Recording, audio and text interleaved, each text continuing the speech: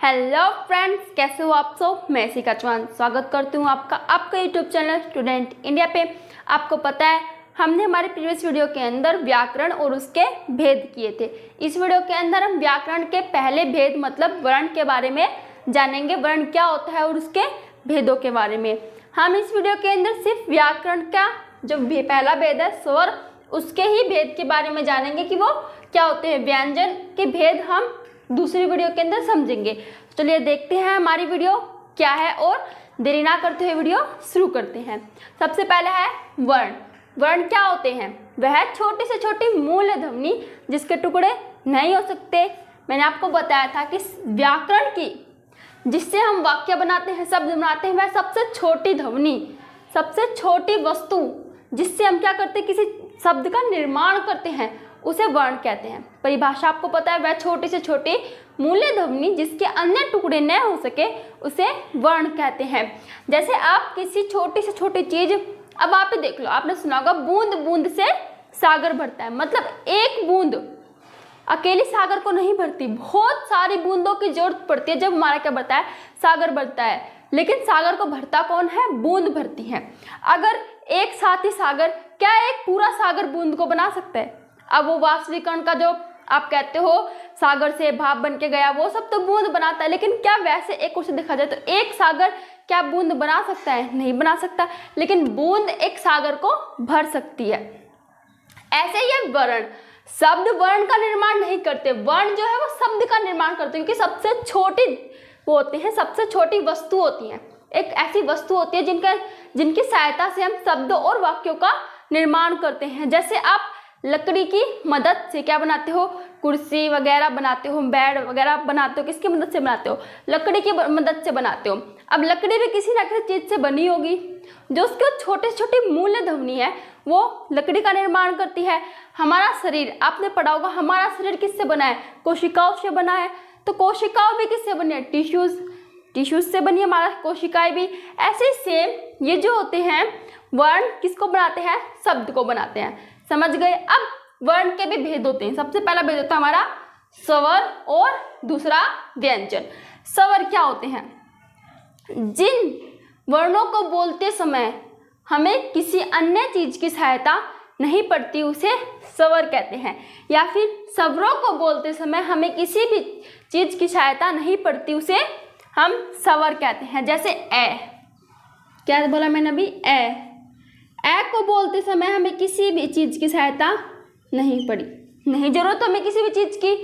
क्या है? एक कोई जरूरत नहीं है। लेकिन व्यंजन क्या होता है? मतलब व्यंजन को बोलते समय हमें स्वरों की सहायता पड़ती है, उन्हें व्यंजन कहते हैं। फिर जिन वर्णों को बोलते समय हमें स्वरों की सहायता पड़े उसे व्यंजन कहेंगे। जैसे कै,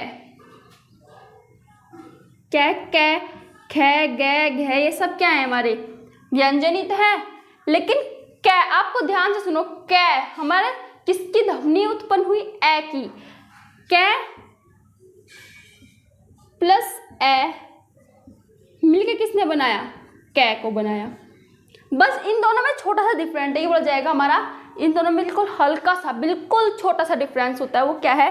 इसको हम बोलते हैं क, जल्दी एकदम स्पीड में, जैसे कि कहीं हम जा रहे हो एकदम तेजी से, क, ये हो जाएगा हमारा क। मतलब इसमें ए की ध्वनि आएगी, इसमें हमें ए की ध्वनि नहीं आएगी। बिल्कुल थोड़ा सा अंतर होता है जो पता नहीं चलता, लेकिन अंतर होता है इन दोनों में। तो कै किससे मिलके बना? हमारा स्वर से। जो स्वर क्या हमारा ए, ये हलंत लगाने से कोई भी वर्ण क्या हो जाता है? आधा होता है। और याद रखना, हलंत हमेशा किस में लगेगा? व्यंजन के अंदर लगता है, स्वरों के अंदर हलंत नहीं लगता है, क्योंकि स्वर कभी आधे होते ही नहीं है। अब यहाँ मैंने खुद ही व्यंजन लिखा है, ये व्यंजन का व्यय क्या है? आधा है। इसको आप अगर ऐसे करके ऐसे भी लिख दोगे, इसे कोई गलत नहीं कह सकता। लेकिन हम सब जैसे लिखते हैं उसे वैसे ही लिखेंगे ना, फिर कोई गलत नहीं कह सकते, क्योंकि ये व्यय क्या हमारा आधा ही है। ओके, तो ये क्या हमारा क्या व्यंजन है, जिसको बोलते समय हमें किसकी जरूरत हुई? स्वरों की सहायता लेनी पड़ी। लेकिन स्वरों को बोलते समय ना ही हमें व्यंजन की सहायता लेनी पड़ी और ना ही किसी अन्य वस्तु की मदद हुई या फिर मदद लेनी पड़ी। अब आप देखो, स्वरों के भेद होते हैं, ह्रस्व स्वर, दीर्घ स्वर और प्लुत स्वर। स्वरों को बोलते समय किसी अन्य चीज की सहायता नहीं लेनी होती है और व्यंजनों को बोलते समय हमें स्वरों की सहायता लेते हैं। अब हमारा सबसे पहला है ह्रस्व स्वर। व्यंजन के भी कुछ क्या होते हैं, भेद होते हैं। पहले वो देख लो कौन कौन से, स्पर्श व्यंजन, अंतस्थ व्यंजन, ऊष्म व्यंजन और संयुक्त व्यंजन। ये सब क्या होते हैं हमारी अगली वीडियो के अंदर देख लेंगे। सबसे पहले देखते हैं हम स्वरों के भेद। ह्रस्व स्वर। अब ये ह्रस्व स्वर क्या होता है, जिन स्वरों को बोलते समय सबसे कम समय लगे, क्या टाइम, समय, यहाँ पे समय की बात हो रही है। जिन स्वरों को बोलते समय सबसे कम समय लगे उसे ह्रस्व स्वर कहते हैं। इसमें कितना समय लगता है, सबसे कम समय। ह्रस्व स्वर में कम समय लगता है। जैसे अभी हमने उदाहरण लिया था, हमारा क्या था, ए, ये क्या है, ह्रस्व स्वर है। ए, ई, ऊ, ये सब क्या है, हमारे ह्रस्व स्वर है, क्योंकि इनको बोलने में हमें बहुत कम समय लगा। ए, ई, ऊ बहुत कम समय लगा, इसलिए किस स्वर के अंदर आते हैं, ह्रस्व स्वर के अंदर आते हैं। अब ह्रस्व स्वर वो स्वर होते हैं जिनको बोलने में सबसे कम समय लगता है। दूसरा हमारा दीर्घ स्वर।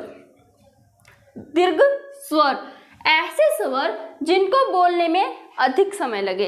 अब ये भी आ सकती है, लेकिन अधिक समय फिर तीसरा रह जाएगा, इसमें भी हमें अधिक समय लगता है, तो इनमें थोड़ा सा अंतर बना दे ताकि सबको समझ में आ जाए।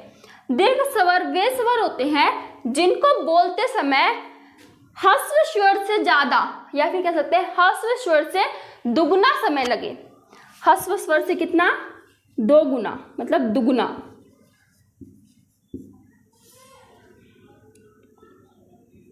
दुगुना समय लगे उसे हम क्या कहते हैं, दीर्घ स्वर कहते हैं। मतलब जिन स्वरों को बोलते समय ह्रस्व स्वर से दुगुना समय लगे, दुगुना, ज्यादा, ह्रस्व स्वर में कम और ह्रस्व स्वर से डबल, दुगुना, तो वो कौन से हो जाते हैं, हमारे दीर्घ स्वर हो जाते हैं। अब ए है, ए क्या है, छोटा भाई है, किसका, आ का। आ ऐसे क्या है, बड़ा है, उससे डबल है। ये 3 साल का है तो ये कितने साल का हो गया, हमारा 6 साल का हो गया। ओके, तो ये क्या सबसे छोटा है, उससे बड़ा आ गया हमारा ए क्या था, सबसे छोटा है आ। अब देखो ध्वनि में पता चला ए बहुत कम समय लिया, आ ज्यादा समय लिया, किससे ज्यादा लिया, ह्रस्व स्वर से ज्यादा समय लिया।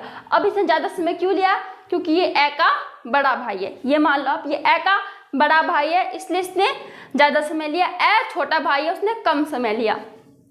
अब ऐसे ई छोटी मिली, फिर ये बड़ी ई, जिसे हम कहते हैं ई आई, इसे हम आई कहते हैं। तो ये अब आई, इसकी आई ई की बड़ी बहन है और ई आई की छोटी बहन है। इसको हमने बोला ई, इसको बोला आई। ऐसे ही ऊ, ये क्या है, ऊ किसका छोटा भाई है, औ का। अब ध्वनि देखो,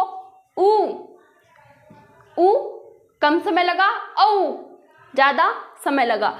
मतलब वे स्वर जिनको बोलने में कम समय लगे ह्रस्व स्वर होते हैं, और वे स्वर जिनको बोलने में ह्रस्व स्वर से दुगना समय लगे वे कौन से स्वर होते हैं, हमारे दीर्घ स्वर होते हैं। देख सकते हो, ये है ह्रस्व स्वर और ये है दीर्घ स्वर। ओके, अब आते हैं हमारे प्लुत स्वर।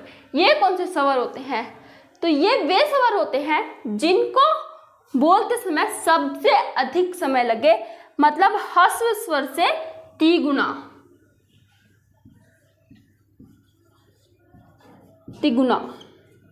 ह्रस्व स्वर से कितना समय लगे, तिगुना, मतलब 3 गुना।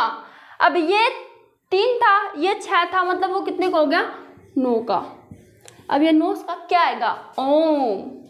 एक ही वर्ड है, ओम एक ही है, कोई 4-5 शब्दों को या फिर वर्णों को मिलाकर नहीं बनाया, ओम एक ही है, लेकिन बोलने में क्या लगा, ज्यादा समय लगा। ये कहते हैं प्लुत का।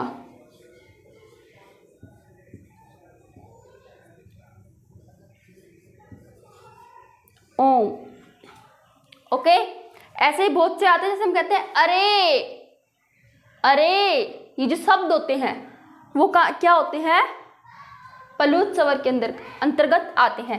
प्लुत स्वर को बोलते समय हमें ह्रस्व स्वर से तिगुना समय लगता है, या आप कह सकते हैं दीर्घ स्वर से कम, मतलब दीर्घ स्वर से हम 2 गुना नहीं कह सकते, क्योंकि ये ह्रस्व का तिगुना हो जाता है, लेकिन दीर्घ का 2 गुना नहीं होता है।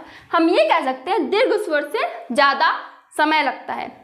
प्लुत स्वर वे स्वर होते हैं जिनको बोलते समय दीर्घ स्वर से ज्यादा समय लगे या फिर ह्रस्व स्वर से तिगुना समय लगे। सारा काम आप ह्रस्व स्वर से भी याद कर सकते हो कि ह्रस्व स्वर छोटा भाई, दीर्घ स्वर उससे बड़ा, और प्लुत स्वर सबसे बड़ा भाई। ओके, ऐसे भी आप इनको याद कर सकते हो। तो एक बार और देख लेते हैं हम अच्छे से क्या होते हैं ये सब कुछ।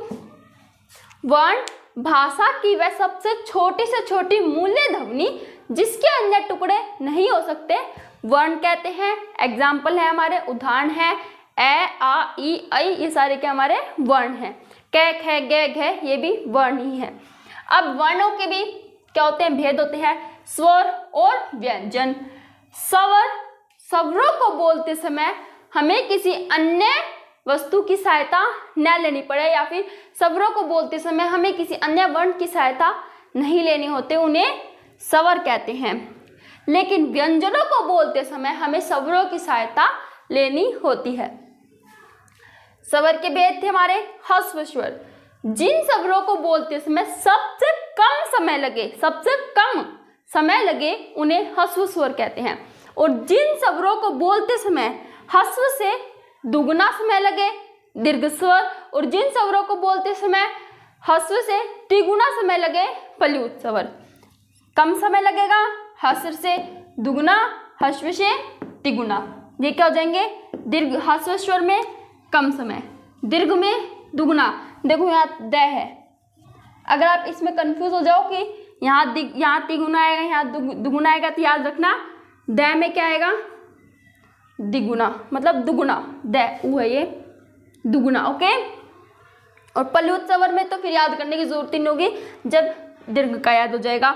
और ह्रस्व स्वर में सबसे कम समय लगता है। आई होप आपको अच्छे से समझ में आया होगा। व्यंजन के जो भेद हैं उन्हें हम अगली वीडियो में देखेंगे, अच्छे से डिटेल से उन्हें पढ़ेंगे। तो इसी के साथ हमारी ये वीडियो कंप्लीट होती है। अगर आपको ये वीडियो अच्छी लगी हो तो इसे लाइक, सब्सक्राइब एंड शेयर करें। कोई डाउट हो तो कमेंट सेक्शन में बताएं। Thanks for watching my video.